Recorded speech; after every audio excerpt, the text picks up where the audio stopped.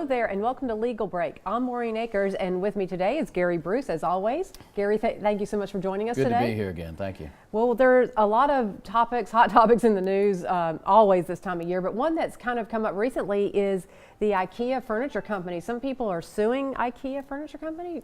Well, I think we've seen maybe with even some recent events what can happen when these dressers fall over. Yes, so, right. I think it's an interesting thing to talk about. Let's talk about when products might have or a product producer might have responsibility. Right. They're called product liability cases. And responsibility falls on a seller or producer, manufacturer when they produce a defective product or one that is unreasonably dangerous.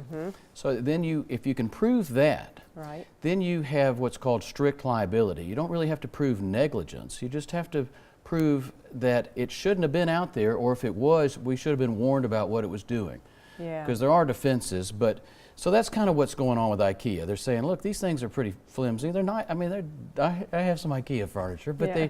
they're interesting. They're lightweight, but if you put too much weight on the bottom, they'll flip on you. Right. And so that's what IKEA has done. I think what they've offered, instead of recalling, they have offered some anchoring kits, and that's what we've been hearing about. Yeah, so a lot of people don't maybe anchor their furniture. Should that be the fault of the purchaser, or goes back to the fault of the product manufacturer? Well, at one level it goes back to the product manufacturer. At another level though, once you know about the problem, if you continue to use the problem without paying attention to what the problem solution is, Yeah. then it's on you. So that's what their solution is. You bring it in. That's why we see recalls at times on vehicles and different problems with vehicles.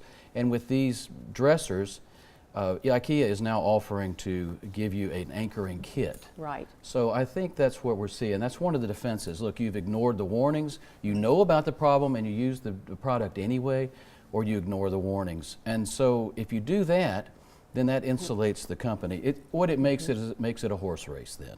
Because lawsuits usually there's two sides of these things. Yeah. So not always, but in this case, that's what they're going to say from now on, I suspect, is look, you should have done something to protect yourself.